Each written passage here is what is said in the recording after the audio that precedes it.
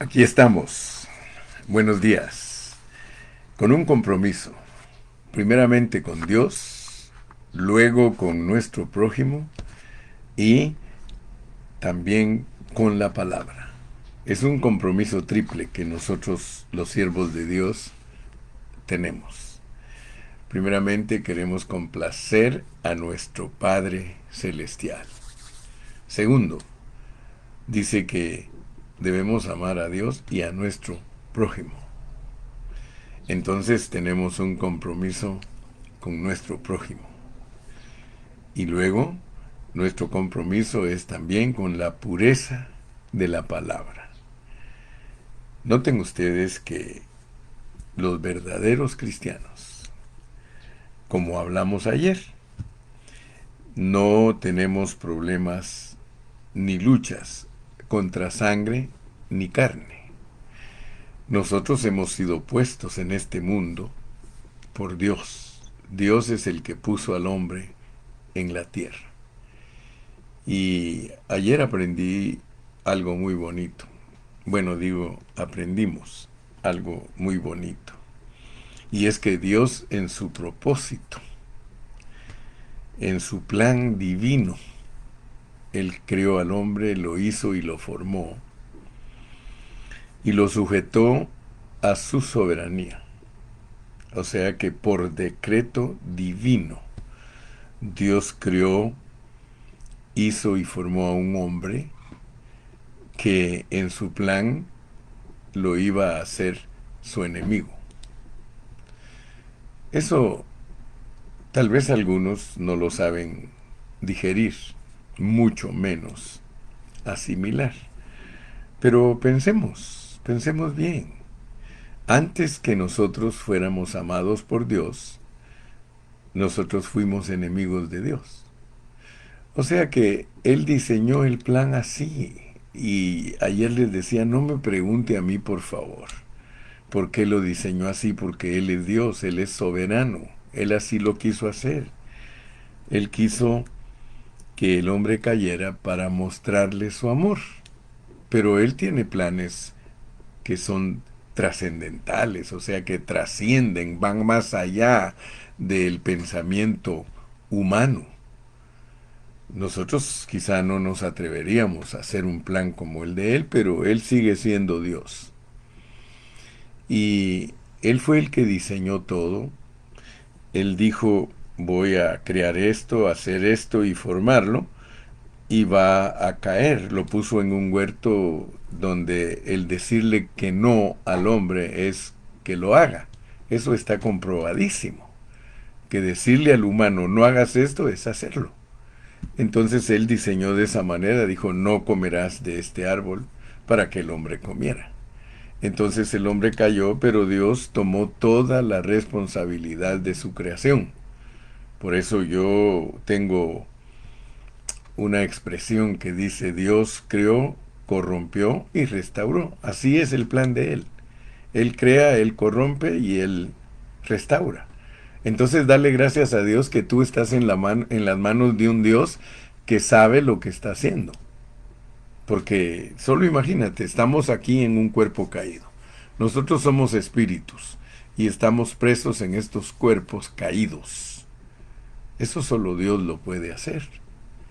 Y allí, en ese cuerpo caído, Él glorificarse. Por eso en el Antiguo Testamento se representa esta verdad como un lirio naciendo en un lodazal, en un pantano. De un pantano sucio y negro nace un lirio blanco. Entonces ese es Dios. Él es el lirio de los valles, Él es la rosa de Sarón. Dios es Dios, hermano. Entonces me estoy introduciendo de esta manera porque la cosa número 28 es que Él es el Señor. Y hay un sinnúmero de versículos que nos presentan a Dios como el Señor. Pero nosotros debemos poner atención, porque cuando hablamos de Dios como Señor, y tú sabes que tanto Dios Padre como Dios Hijo, a ambos la Biblia los declara como Señor. O sea que cuando Cristo vino a esta tierra, Dios vino a través de él. ¿Por qué?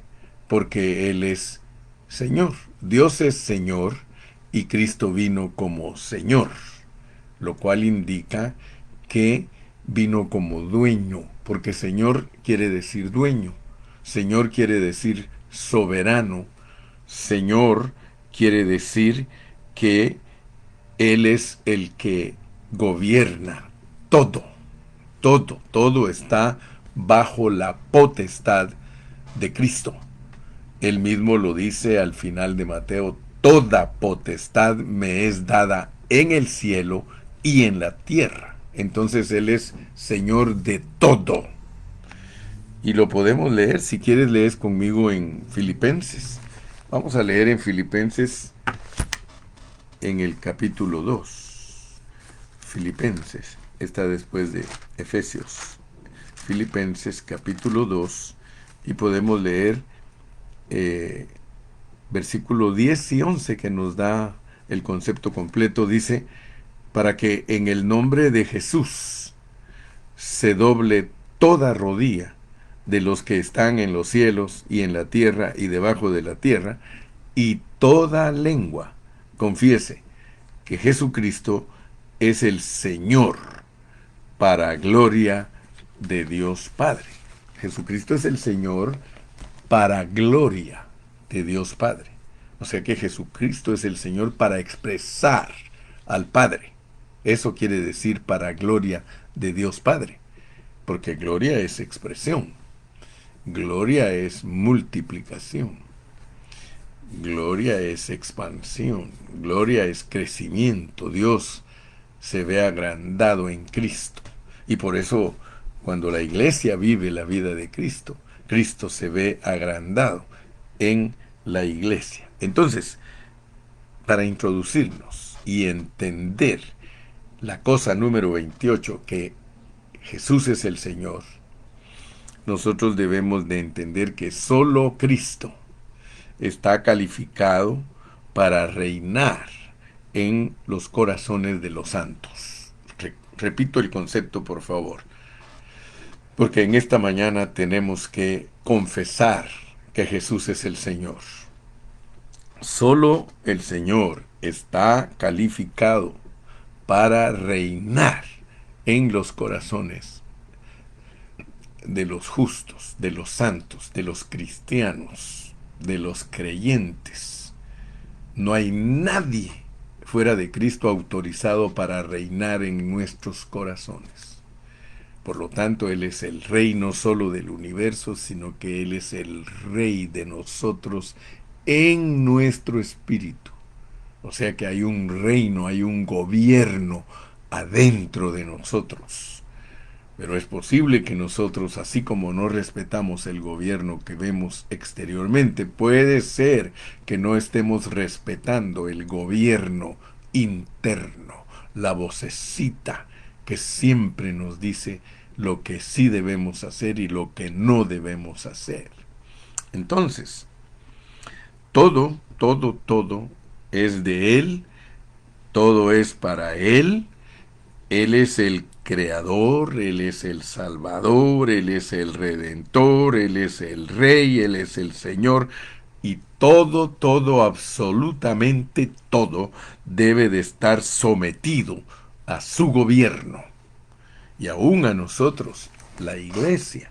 Mire lo que dice Efesios capítulo 1 y versículo 22. Efesios 1:22 dice que Él es nuestro marido. Él es nuestra cabeza. Mire, dice: y sometió todas las cosas bajo sus pies y lo dio por cabeza sobre todas las cosas a la iglesia. Ustedes saben que cuando en la Biblia se habla de cabeza, se está hablando del esposo. Así como Dios Padre es esposo de Cristo porque Él es cabeza de Cristo, Cristo es esposo de la iglesia porque Él es cabeza de la iglesia.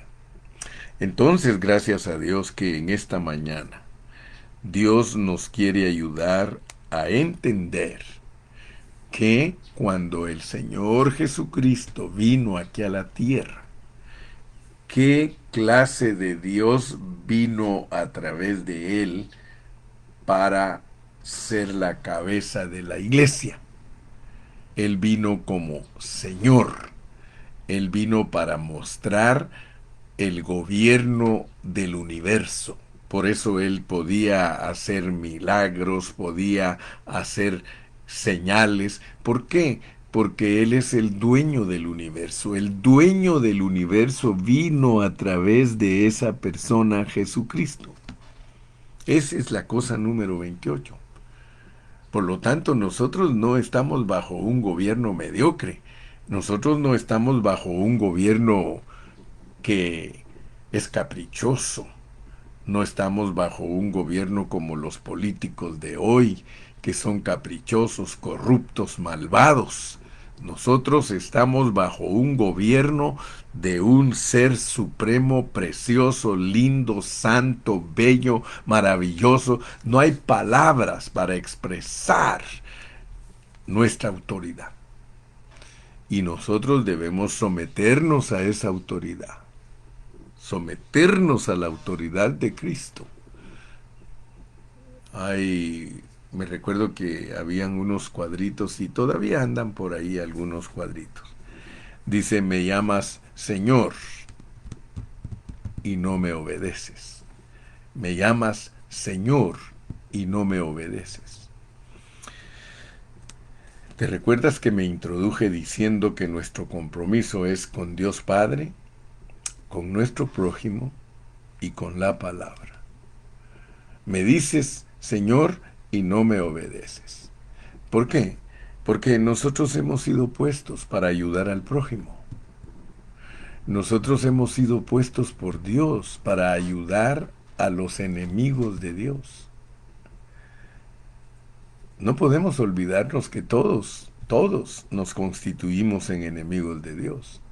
Porque Dios a todos nos hizo sus enemigos para mostrarnos su amor.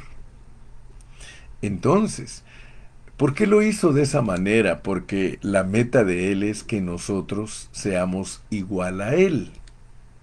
Igual a Él. El problema de nosotros es como decía un hermano, Elías sujeto a pasiones, pero hizo que no lloviera. ¿Por qué? Porque no solamente tenía pasiones, sino que oraba fervientemente. El problema de nosotros es que no nos parecemos a Elías en orar fervientemente, solo en las pasiones. Entonces, nosotros debemos de entender que Dios en su plan hizo que todos los hombres sean fallones, que todos los hombres sean débiles, que todos los hombres entendamos que hay en nosotros un problema. Pero ninguno de nosotros va a entender que hay un problema si no sabe que nuestro comportamiento puede producir enemigos. Así hizo Dios. La influencia de Dios en el hombre hizo que el hombre se volviera su enemigo. O sea que, mire, por favor, si usted no entiende lo que estoy predicando, cambie canal. Porque yo estoy explicando lo que la Biblia dice. En la Biblia dice que Dios es el que pone tropiezo. Claramente lo dice Ezequiel capítulo 3, allá por los versículos, me parece que 20, 21 y 22. La Biblia dice que Dios da la llaga, pero Él da la medicina. La Biblia dice que Él crió la adversidad y la paz. La Biblia dice que el Señor hizo las tinieblas y también hizo la luz. Así que, mire, distinguido amigo, si no entiende lo que estoy predicando, órele a Dios para que le dé un espíritu humilde y usted pueda entender lo que el pastor Carrillo está predicando. Dios nos creó a nosotros, nos hizo y nos formó y nos hizo sus enemigos para poder mostrar su amor. Entonces quiere decir que tu actitud, tu forma de ser, porque tú eres a imagen y semejanza de Dios, va a producir enemigos. Pero ¿para qué produce enemigos tu forma de ser? Para amarlos. Porque Dios no produce enemigos para odiarlos. Dios produjo enemigos para amarlos. ¿Cuántos enemigos has producido tú por tu mal comportamiento? Por tu buen comportamiento no produces enemigos, pero tu mal comportamiento produce enemigos. Entonces esa parte es posible que no la entiendas, porque si Dios es soberano, si Dios dice, Job entendía estas cosas, después que Dios lo probó, dijo, ahora entiendo que debo de recibir de Dios no solo las cosas buenas, sino también las cosas malas, el bien y el mal. El bien y el mal está en nosotros. Ahora, muchos no entienden que en Dios está el bien y el mal, pero con la vida. Eso lo hemos predicado, eso debemos aprender a manejarlo en una forma que Dios nos dé sabiduría también para explicarlo, pues. Dios hace muchas veces que tú tengas tropiezos para ocasionar cosas. Y si tú, por tu manera de ser, ocasionas enemigos, ellos son para que tú los ames. Tú no puedes ponerte en contra de aquel que tú mismo hiciste que cayera. ¿Cómo? ¿Cómo? Piensa en Dios. Dios no se puso en contra de aquel que él mismo provocó su caída. Entonces, esto es un misterio grande, pero si Dios te abre tus ojos, entonces tú vas a cambiar de vida, porque entonces tú vas a reconciliarte con todos los que ahorita son tus enemigos. De eso se trataba el mensaje de ayer. Se trataba de que si tú tienes enemigos, a tu tío, a tu primo, a tu mamá, a tu papá, a tus jefes, a tus compañeros, ya no digamos a los hermanos de la congregación, tú tienes que saber que todo eso ha sido provocado para que tú los ames. Por eso es que Pablo dice que es necesario que entre nosotros hayan disensiones. ¿Para qué? Para que se manifiesten los aprobados. ¿Tú crees que Dios no está aprobado? ¿Tú crees que Dios hizo las cosas para quedarse con los brazos cruzados? No, Él provocó todo e hizo todo para mostrarte su amor. Entonces ahora tú estás entendiendo que todas esas personas negativas en tu vida son para que les muestres tu amor. Yo siempre he orado y le he dicho, Dios mío, yo cuando me enojo con algún hermano, yo le pido a Dios que me ayude para que se me quite ese enojo, que se me quite. Mire, hoy día hay tantos problemas entre los cristianos, pero no los han arreglado porque no entienden esto que estoy predicando. Si entendieran esto que estoy predicando, no serían enemigos el uno con el otro. Hoy día, hermano, hay tanta enemistad entre las congregaciones. Entre una y otra congregación hay enemistades y no se quieren por cosas que ni valen la pena.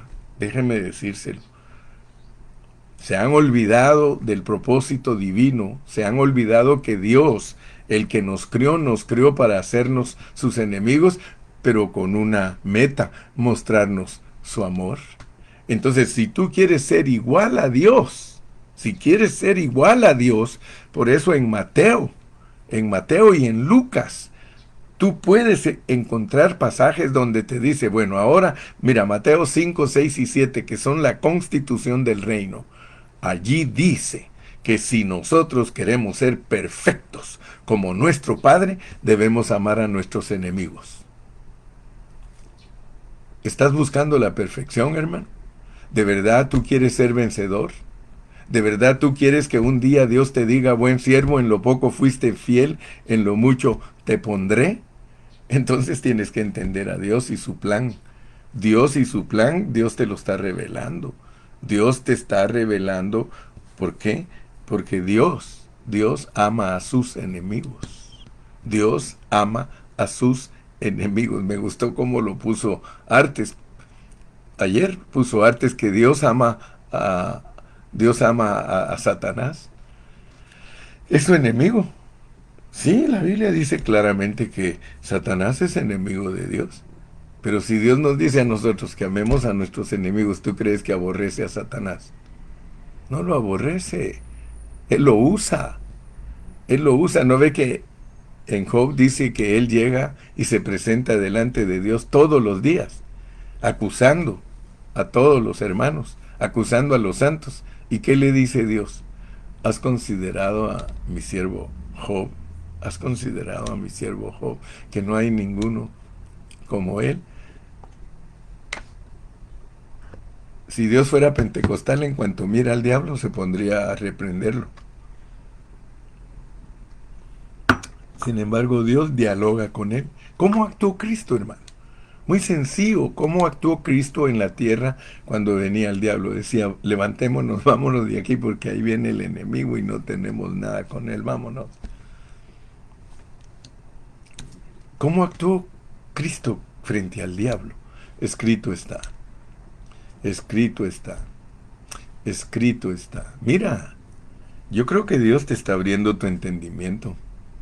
No hay razón por qué tengas enemigos. No hay razón. Y si en caso tienes, es para que los ames. Ama a tus enemigos. Si tú amas a tus amigos, no tienes ninguna recompensa. Uno de estos días te vas a pelear con uno de ellos, pero es para que lo ames más. Ah, ¿verdad que estás entendiendo? ¿Verdad que sí estamos agarrando la onda? Esto no te lo va a predicar. Ningún pastor te lo va a poder predicar porque no lo entiende. ¿Qué si él anda en puras niñeces espirituales? Dice Daniel Hidalgo, no debemos perder el tiempo solo estando enojados. Vamos a ver cómo dijiste aquí. Yo sé que algunos están asustados con este mensaje porque este no es un mensaje común y corriente. No debemos perder el tiempo solo estando enojados sabiendo que todo es para nuestra transformación. Aleluya. Ya despertaste, Dani. Aquí está Artes. El que conoce a Dios sabe que reprender al diablo es alejar la bendición de nuestras transformaciones. Sí. Aleluya. Ahora están hasta conociendo al diablo, mire. El que conoce a Dios sabe que reprender al diablo es alejar la bendición de nuestra transformación, porque el diablo es el instrumento fundamental para nuestro desarrollo. ¡Wow! Esto los va a condenar nos van a condenar, hermanos que no conocen la Biblia. Yo me hago como Job, dice Romy. Bendigo a Satanás y como Daniel le digo a Nabucodonosor que no mate a los adivinos porque por gracia de Dios me revela los secretos el rey como Daniel. Mire, mire, ya estamos aprendiendo a usar la Biblia en una manera correcta, se da cuenta, y vamos siendo liberados. Tengo que presentar delante de Dios, me tengo que presentar delante de Dios como vencedor, dice Ricky Tenorio. Así que Ricky y Tenorio, ya no tienes que estar peleando con ningún hermano ni con ninguna hermana. No tienes que tener enemigos. Los de pan de vida no son tus enemigos. Los de pan de vida no son mis enemigos. Y si alguno se ha peleado conmigo, porque yo quiero decirles que yo me he peleado con hermanos. Yo me he peleado con hermanos. Sí, pero después les he pedido perdón. Después les he dicho, mira hermano, sí, quizá yo no puedo reportarles a ustedes todos mis detalles íntimos que he cometido mal, pero yo les he pedido perdón a las personas a quienes yo he ocasionado tropiezos. Yo les he pedido perdón y quiero que sepas, algunos me han perdonado, otros no me han perdonado, pero yo sigo confiando en el Señor. Yo sigo confiando que algún día esos hermanos que no me perdonaron, a lo mejor cuando ya se estén muriendo me van a llamar y me van a decir, hermano Carrillo, yo lo perdono. Yo no sé. O se van a morir sin haberme perdonado, yo no sé. Pero yo no me quiero morir sin haber perdonado a nadie, hermano. Yo a todos mis enemigos los he perdonado, a todos. Y es más, ni son mis enemigos, son mis hermanos, porque los que le hacen más daño a uno son los cercanos. Tú no tienes que andar buscando quien te ofenda fuera de la iglesia. Ahí en la iglesia te ofendemos. Por eso los que tienen un concepto de la iglesia están equivocadísimos, un concepto erróneo. Muchos pueden tener conceptos erróneos de la iglesia, hermano. Hay muchos que en la iglesia dicen, no, para estar en esta iglesia mejor me voy porque aquí no hay amor. Si la iglesia es para que te hagas enemigo de ellos, para que los perdones. Ahora ya sabes la función pues de los enemigos. La función de los enemigos para ti son para que los perdones, para que los ames. Ahora ya entendiste entonces para qué criaron al diablo, para qué, para que hables bien de él, eso es bendecirlo. Jacob bendijo a Faraón, Jacob bendijo a Faraón, léelo, ahí está en la Biblia, Jacob bendijo a Faraón, quiere decir que no habló mal de él. Job tuvo que llegar al punto de bendecir lo que para él era maldición. Sí, es muy importante entender este mensaje, hermano. Este mensaje cambia la vida. Este mensaje hace que tú te vuelvas una persona buena, una persona igual a Dios, que ama a sus enemigos. Oh, hermano, yo espero en Dios que este mensaje haga que tu libro de enemigos sea borrada toda la cuenta de todos, que los perdones a todos, no más deudas. Perdónanos nuestras deudas como nosotros perdonamos a nuestros deudores. El mensaje es claro, hermano. Pero hasta que tú tocas a la persona de Dios. ¿Por qué crees que Dios me hace predicar a mí estos mensajes? Porque he tocado su gobierno divino, porque he tocado su verdadera revelación, porque he tocado... Mira cuántos años tengo enseñando la palabra y no he parado. Y aquí estoy. Entonces, la cosa número 28 es que Jesús es el Señor. La cosa número 28 es que Jesús es el Señor, Él es el dueño, Él es el mero mero, Él es el jefe, déjalo que Él actúe en ti. Y si Él actúa en ti como Señor, tú perdonas y amas a tus enemigos. Mira como dice la hermana Alejandra, cuando uno predica la verdad nos consideran enemigos. Sí, cuando nosotros predicamos de esta manera, muchos cristianos dicen son herejes y empiezan a sentir recelo en su ser interno. Entonces nuestro hablar produce enemigos. Claro que produce enemigos. Pero ¿qué tenemos que hacer nosotros? Nosotros tenemos que amarlos. Aun si quisieran venir y pegarnos o maltratarnos, Padre, perdónalos porque ellos no saben lo que hacen, pero nosotros sí sabemos lo que estamos haciendo. Yo sí sé lo que estoy haciendo, mis queridos hermanitos. Y termino pues, con los minutos que me faltan, termino la cosa número 29. La cosa número 29. No se te olvide nunca. La primera fue que Dios es el Padre, el Hijo y el Espíritu Santo. Y la última es que Él es el arquitecto y constructor de la Nueva Jerusalén. Él es el arquitecto y constructor de la Nueva Jerusalén. Fíjate pues. Si tú contratas a alguien para que te haga una casa, él primero te va a hacer los planos. Eso es un arquitecto. El arquitecto hace los planos. Pero resulta que no tienes que contratar a nadie aparte de el arquitecto, porque Dios es arquitecto y constructor. Dios es arquitecto y constructor. ¿Qué quiere decir eso? ¿Qué quiere decir que Dios es arquitecto y Él es constructor? Quiere decir que Él hizo el diseño. El diseño para llevarnos a nosotros hasta Apocalipsis lo hizo Dios. Pero Él, aparte de eso, es el constructor, o sea que Él es el que edifica la casa. Dice, si Jehová no edifica la casa, en vano trabajan los que edifican. Dicho en otras palabras, Él es el que hace los planos y el que construye la casa, es el edificador. Él es el builder. Por eso dice, He is not only the architect, He is also the builder. Él hizo el plano y Él hace la casa. Entonces quiere decir que aquí hay una doble función de Dios. Y cuando Cristo vino aquí a la tierra, en Él vino el arquitecto y hacedor, el arquitecto y constructor.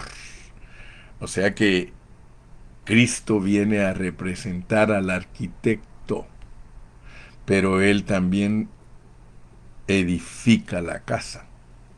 Entonces Él tiene la doble, Él tiene el doble estatus para que Dios tenga su plan y propósito cumplido.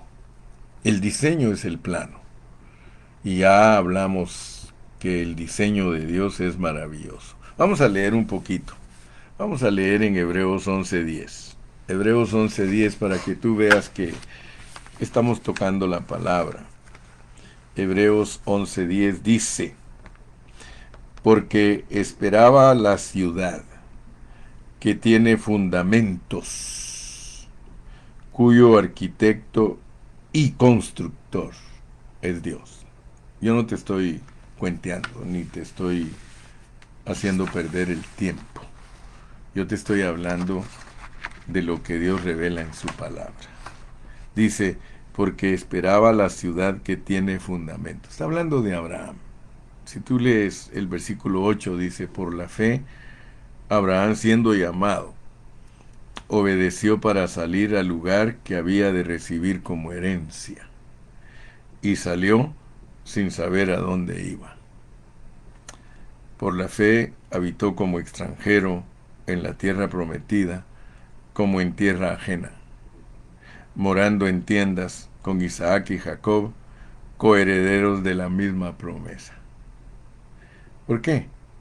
Porque esperaba la ciudad que tiene fundamentos.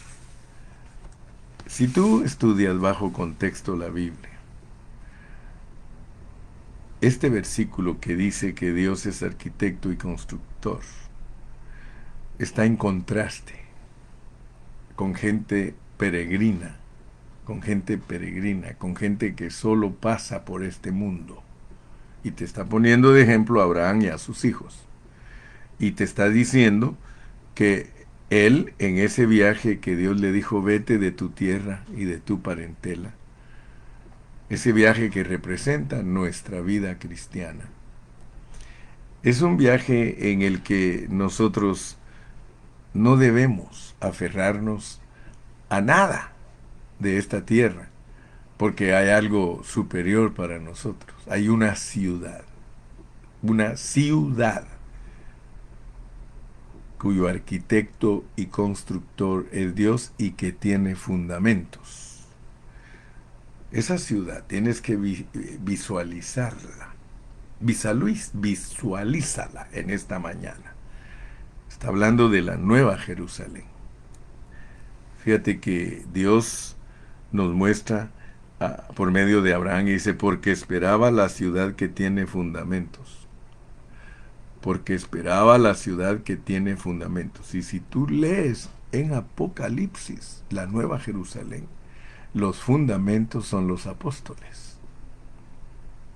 Entonces, tú tienes que pedirle a Dios que te abra el entendimiento, porque Dios en su conclusión, en su consumación, nos presenta a nosotros una ciudad. Vamos a leer otro poquito.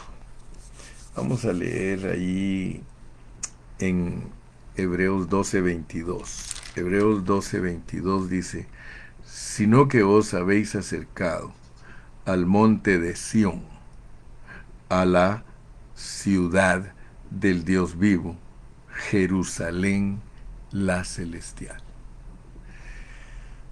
Nosotros a veces no percibimos lo que Dios nos quiere enseñar, pero cuando tú vas a las reuniones de la iglesia, tú tienes que estar consciente en tu espíritu de que estás en una ciudad. Todos esos hermanos junto contigo forman la Jerusalén, la celestial. Es la ciudad que Dios está edificando. Es la ciudad que Dios está construyendo y que hay un plano para hacerla. Él está trabajando en todos los detallitos, porque el plano solo presenta las medidas, las paredes, la electricidad, los baños, el techo, todo, pero solo lo obtiene en una foto. Por eso tú ves que el arquitecto hace el floor plan, que es todas las medidas de abajo, pero muestra también cómo van a ser las paredes, cómo va a ser la casa, las ventanas, el techo. En el plano están todos los detalles para presentar una edificación completísima. Entonces, por favor, entiende que de esa manera se revela Dios como arquitecto y constructor. Y se lo atribuye a Cristo, o sea que Cristo es el que está en el plano y Cristo es el que está edificado y acabado y terminado y consumado en nosotros. O sea que mira la forma que usa Dios, lo he repetido 1000 veces, es un antropomorfismo, es una forma de hombre para entender nosotros lo que Dios está haciendo. Entonces la iglesia, acuérdate que es la edificación de Dios. Allí se están poniendo paredes, ahí se están poniendo ventanas, ahí se está poniendo techo, ahí se está poniendo aire acondicionado, ahí se están poniendo lámparas, ahí se están poniendo uh, eh, aire acondicionado, calentón, ahí se está poniendo todo, todo, todo, porque al final va a ser una edificación consumada, una edificación terminada, que Dios te dice que es una ciudad, una ciudad. Y cuando llegamos allí, ahí dice, mire, la hermana Rosa Cejas, dice hasta clavos, porque como dicen por allá, los hermanos son bien claveros. Hasta clavos pone Dios ahí, hermano. Usted sabe que en Centroamérica cuando dice que hay clavo es que hay problema. Y vaya, si no hay clavos, hermana. Daniel dice, aleluya, no andamos mal, mis amados, en la prédica. Dios nos está abriendo su palabra. Claro que nos está abriendo su palabra. Entonces, la Jerusalén es la Jerusalén de arriba. Leamos Gálatas, porque Gálatas nos da ese contraste. Gálatas 4:26. Gálatas 4:26. Ahí con mis secretarios, Gálatas 4:26 dice, mas la Jerusalén de arriba, la cual es madre de todos nosotros, es libre. Fíjense que a veces los cristianos no tienen sus conceptos claros, porque nos dicen que es una ciudad que tiene fundamentos y que los fundamentos son los apóstoles. Nos dice que es una Jerusalén celestial y que es mamá de nosotros. Entonces no es algo físico, no es algo físico, es algo espiritual. La madre de todos nosotros, la madre de todos nosotros, es la nueva Jerusalén. Tiene fundamentos, tiene apóstoles, pero es madre también. ¿Se acuerda usted cuando yo empecé a predicar las 42 generaciones, en donde yo le dije que lo más importante para Cristo no era la familia física, sino que era la familia espiritual? Y él dijo, mi madre son los que hacen la voluntad de mi Padre que está en el cielo. Entonces nosotros ahora podemos ver con más claridad que al llegar a Apocalipsis, ahí está la madre que tanto hemos hablado de ella. Esta es la que hace la voluntad del Padre que está en el cielo. Y esa es la verdadera mamá de nosotros. ¿Sí? Es la nueva Jerusalén, es la iglesia que hizo la voluntad de Dios. Esa es la madre de nosotros. Mi padre, mi madre, mis hermanos. Esto es importante entenderlo, hermanos. La ciudad santa, la nueva Jerusalén, y ahí está bien clarita en Apocalipsis 21:2, ¿sí? En el 3:12, la cual Dios ha preparado para su pueblo. Leamos Hebreos 11:6. Hebreos 11:6. Hebreos 11:6. Oh, esto es delicioso, hermanos. Este es banquete. 11:6 dice, Hebreos capítulo 11 y versículo 6. No, vamos a ver, tengo mi cita. Hebreos capítulo 11:6. Hebreos 11:6 es donde nosotros encontramos que Dios nos ha preparado esa ciudad. Dice, 11:6. Pero sin fe es imposible agradar a Dios, porque es necesario que el que se acerca a Dios crea que le hay y que es galardonador de los que le buscan. Bueno, parece que me perdí un poquito en ese versículo. Déjeme ver, la cual Dios ha preparado a su pueblo. Y es el tabernáculo de Dios en el cual Dios morará con los hombres por la eternidad. Ese sí está bien. 21, Apocalipsis 21:3. Apocalipsis 21:3 dice: y oí una gran voz del cielo que decía: he aquí el tabernáculo de Dios con los hombres, y él morará con ellos, y ellos serán su pueblo, y Dios mismo estará con ellos como su Dios. Así que, si entendemos bien, cuando Dios llegue a la consumación de la Nueva Jerusalén, ese va a ser el tabernáculo de Dios. ¿Se acuerda que en el Antiguo Testamento el tabernáculo de Dios era una tiendita? Una tiendita que había que erigirla y desarmarla conforme al caminar. Y esa era la presencia de Dios. Aquí al final de la Biblia ya no es una sombra como lo era en el Antiguo Testamento. En el final de la Biblia, la Nueva Jerusalén es el tabernáculo de Dios con los hombres. Nosotros la iglesia, vamos a ser el tabernáculo de Dios cuidando a los hombres. Mire, léalo conmigo. Y oí una gran voz del cielo que decía: he aquí el tabernáculo de Dios con los hombres, y él morará con ellos, y ellos serán su pueblo, y Dios mismo estará con ellos como su Dios. ¿A través de quién estará Dios ahí? Pues el tabernáculo de Dios con los hombres es Cristo, porque la Nueva Jerusalén es Cristo y la iglesia, el Espíritu y la esposa. Dicen: ven, Señor Jesús. O sea que la Nueva Jerusalén es una mujer que es la esposa de Cristo y es la que va a dirigir a todos los hombres que estén en la tierra cuando lleguemos a esa consumación.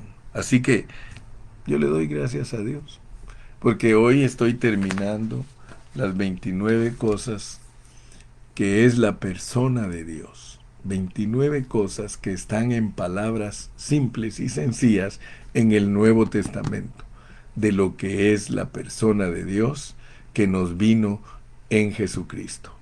Que Dios te continúe bendiciendo, y si Él nos permite, en la próxima reunión voy a comenzar a hablar de las 10 cosas que es la persona de Dios y que vino en Jesucristo, pero explicada en parábolas. Hasta pronto. Despídete. Dinos un adiós hasta mañana. Que Dios te continúe bendiciendo, es mi deseo. Amén. Aleluya. Gloria a Dios. Y oí una gran voz del cielo que decía: he aquí el tabernáculo de Dios con los hombres, y él morará con ellos. Aleluya. Bendiciones para todos mis hermanos. Bendiciones. Que Dios nos siga llenando de su gracia. Hasta pronto.